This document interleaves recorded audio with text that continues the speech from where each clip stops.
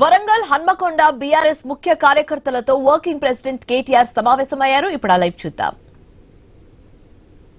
రాజకీయ ప్రాతినిధ్యంలో కూడా 42% వాటా ఇచ్చి తీర్థం 6 నెలలనే ఇస్తామని చెప్పి నమ్మబలికి బీసీల ఓట్లు వేయించుకున్నది కాంగ్రెస్ పార్టీ. మరి గెలిచినాక 6 నెలలు కాదు, మరి 2 ఏళ్ళు అవుతుంది. ఇంకొక వారం రోజులు అయితే 2 నెలలు నడిచిపోతుంది. పెద్ద పెద్ద డైలాగులు కొట్టిండ్రు. 42% ఇస్తామన్నారు. దేశంలో ఎవ్వరు చేయని విధంగా మేమే కులగణన చేసినాం, దానికి 160 కోట్లు ఖర్చు పెట్టినాం అని డైలాగులు కొట్టిండ్రు. ఏం సాధించిండ్రు? మరి కులగణన చేసి ఏం సాధించిండ్రంటే కేసీఆర్ గారు సమగ్ర కుటుంబ సర్వేలో 51% ఉన్నారు బలహీన వర్గాల సోదరులు, బీసీ సోదరులు అని కేసీఆర్ గారు తెలిస్తే వీళ్ళు వచ్చినాక వీళ్ళ సర్వేతోని 5% జనాభా తగ్గించిండ్రు. 51% లేరు, 46% ఉన్నారని చెప్పి అందులో తప్పుడు నివేదిక ఇచ్చిండ్రు. తప్పుడు నివేదిక వేయడమే కాదు, కమిషన్ అని వేసిండ్రు, ఇంకేదో వేసిండ్రు, జీవో అన్నారు, ఇంకేదో అన్నారు, ఇంకేదో అన్నారు. ఒకటే పార్టీ 5 రకాలుగా మాట్లాడింది. ఒకసారేమో ఢిల్లీకి పోతారు, రాజ్యాంగ సవరణతోనే రిజర్వేషన్ అంటారు. ఇంకోసారి హైదరాబాద్లో ఇక మేము అసెంబ్లీలో బిల్లు పెట్టినాం అయిపోయింది పో అని ఒకసారి అంటారు. మూడోసారి క్యాబినెట్లో ఆర్డినెన్స్ ఇచ్చేసినాం పోండ్రి అని ఇంకోసారి అన్నారు. నాలుగోసారి ఆర్డినెన్స్ కాదు, బిల్లు కాదు, రాజ్యాంగ సవరణ కాదు, మేము జీవో ఇచ్చినాం, జీవోతో అయిపోయింది పో అని జీవో ఇచ్చినాం అన్నారు. ఇక ఆఖరికి ఏం చేసిర్రు? మరి ఇవన్నీ కాదు, పార్టీ పరంగానే రిజర్వేషన్ ఇస్తామని చెప్పి పార్టీతో సంబంధం లేకుండా జరిగే పంచాయతీ ఎన్నికల్లో పార్టీ పరంగా రిజర్వేషన్ ఇస్తామని చెప్పి సన్నాయి నొక్కులు నొక్కి నిన్న సాయంత్రం కొత్తగా ఎలక్షన్ నోటిఫికేషన్ ఇచ్చారు. పంచాయతీ ఎన్నికలకు, సర్పంచ్ ఎన్నికలకు ఏమిచ్చిండ్రల్లా 42% అని చెప్పి 160 కోట్లు ఖర్చు పెట్టి రాహుల్ గాంధీ శుభాషు ఇంతకంటే గొప్ప కార్యక్రమం లేదు అని రాహుల్ గాంధీ బీహార్లో డబ్బగొట్టి ఇచ్చేసిన 42% రిజర్వేషన్లని కాకమ్మ కథలు చెప్పి ఆఖరికి నిన్న పంచాయతీ ఎన్నికల నోటిఫికేషన్ ఇస్తే ఏం చేసిండ్రల్లా ఇదివరకు కేసీఆర్ ప్రభుత్వంలో ఇచ్చిన 24% రిజర్వేషన్లను తగ్గించి 17% చేసిండ్రు. ఇవాళ ఇక్కడ 42 చెప్పింది, ఇచ్చిందేమో 17%.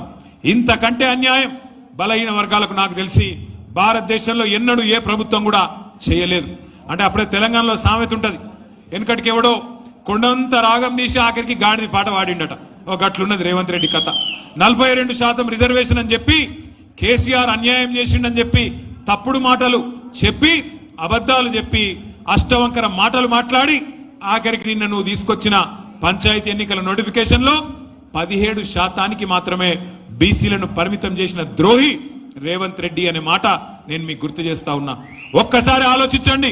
తెలంగాణలోని బలహీన వర్గాల మేధావులు, బలహీన వర్గాల సోదరులు సోదరిమణులు 42% అని మాట ఇచ్చి ప్రభుత్వ కాంట్రాక్టులలో ఇస్తా, విద్యలో ఇస్తా, ఉద్యోగాలలో ఇస్తా, అట్లాగే రాజకీయంగా వాటా ఇస్తా, 1,00,000 కోట్ల బడ్జెట్ పెడతా, సంవత్సరానికి 20,000 కోట్లు మీకు బడ్జెట్లోనే పెడతా అని నమ్మించి తడి గుడ్డతోని గొంతు కోసిన రేవంత్ రెడ్డి ప్రభుత్వాన్ని ఏం చెయ్యాలో మీరే నిర్ణయించాలని చెప్పి కూడా నేను తెలంగాణలోని బలహీన వర్గాల మా బిడ్డలకు, మా అన్నదమ్ములకు నేను కోరుతా ఉన్నా.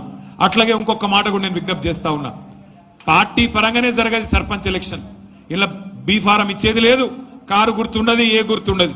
మరి అసొంటి ఎలక్షన్లనట సర్పంచ్ ఎన్నికల్లో ఇవాళ కొన్ని మండలాల్లో బీసీలకు రిజర్వేషన్ లేకుండా చేసిన దుర్మార్గులు ఇప్పుడే పల్లారాజేశ్వరరెడ్డి గారు చెప్తున్నారు. ఏ మండలం అది నువ్వు చెప్పింది? నర్మెట్ట మండలం జనగామ 17 సర్పంచ్ 17 గ్రామ పంచాయతీలుంటే ఒక్కటి బీసీ రిజర్వేషన్. ఇంకా కొన్ని మండలాలు నా దగ్గర, నా కాన్స్టిట్యున్సీలో వీర్నపల్లి అనే మండలం ఉంటుంది. మొత్తంగా ఒక్కటంటే ఒక్కటి కూడా ఇవ్వలేదు. మొత్తం మండలంలో ఒక్కటి రిజర్వేషన్ లేదు. మొత్తం తెలంగాణలో చాలా మండలాల్లో బీసీ రిజర్వేషన్ లేకుండా చేసి ఇవాళ మొత్తం 32 జిల్లాలు ఉండే తెలంగాణలో 24% గతంలో ఉంటే ఈరోజు దాన్ని 17% తగ్గించి బీసీల సంఖ్య తగ్గించి సర్వే చేసి ఇవాళ రిజర్వేషన్లు తగ్గించి సిగ్గు లేకుండా రేవంత్ రెడ్డి మాట్లాడుతున్నాడు.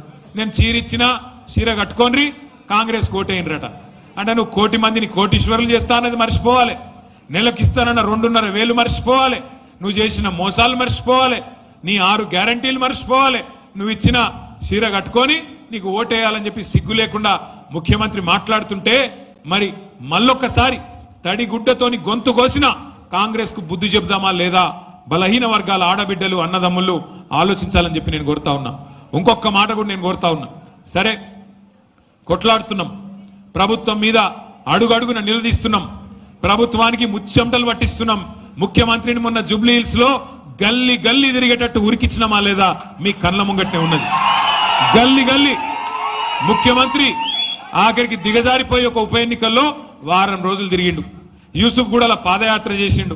గట్లాంటి పరిస్థితి వచ్చింది. ఆఖరికి ఓట్లు ఆఖరికి కొనుక్కొని గెలిచిండు. సరే ఒక సీటు పర్వాలేదు, కానీ ఒక్కటి మాత్రం గుర్తుపెట్టుకోండి ముఖ్యమంత్రి గారు, కాంగ్రెస్ నాయకులారా, ఈ ద్రోహం ఈ మోసం ఎల్లకాలం నడవది. కేసీఆర్ గారి పోరాట స్ఫూర్తితో, కేసీఆర్ గారి నాయకత్వంలో నడిచిన మా విద్యార్థుల త్యాగ నిరతితో, మా ఉద్యోగుల చూపెట్టిన బాటలో, మా జర్నలిస్టులు చూపెట్టిన బాటలో, మా తెలంగాణ న్యాయవాదులు ఆనాడు తెలంగాణ ఉద్యమంలో చూపెట్టిన బాటలో కలిసి మళ్ళీ ఒకసారి దీక్షా దివస్ స్ఫూర్తిగా కదం తొక్కుతాం. ఏ ఓరుగల్లునైతే నువ్వు అవమానిస్తున్నావో, ఏ ఓరుగల్లుకు ప్రతీకగా ఉన్న కాకతీయ కళాతోరణాన్ని ఇవాళ తెలంగాణ రాజముద్రలకెళ్ళి నువ్వు తీసేస్తున్నావో, అదే ఓరుగల్లు నుంచే ప్రతిఘటన ప్రారంభమైతది. తప్పకుండా కాంగ్రెస్ పార్టీకి గోరీగట్టే దిశగా పోరాటం నడుస్తుందనే మాట కూడా నేను విజ్ఞప్తి చేస్తా ఉన్నా. ఒక బీసీలకే కాదు ఈ ప్రభుత్వం మోసం చేసింది, తెలంగాణలోని సబ్బండ వర్గాలకు మోసం చేస్తున్నది కాంగ్రెస్ ప్రభుత్వం. అందుకే మిమ్మల్ని నేను కోరేది, కేసీఆర్ గారి స్ఫూర్తిని అందిపుచ్చుకుందాం. కేసీఆర్ గారి పోరాట స్ఫూర్తిని అందిపుచ్చుకొని సర్పంచ్ ఎన్నికైతేనేమి, ఎంపీటీసీ అయితేనేమి, జెడ్పీటీసీ అయితేనేమి, ఏ ఎలక్షన్ వస్తేనేమి కలిసికట్టుగా కదం దొక్కుదాం. ఒక్కొక్క నాయకుడు, ఒక్కొక్క కార్యకర్త, ఒక్కొక్క సోదరుడు, ఒక్కొక్క సోదరి, ఒక్కొక్క కేసీఆర్ కావాలి. ఇప్పుడు మనం ఒక్కసారి యాద్ చేసుకో.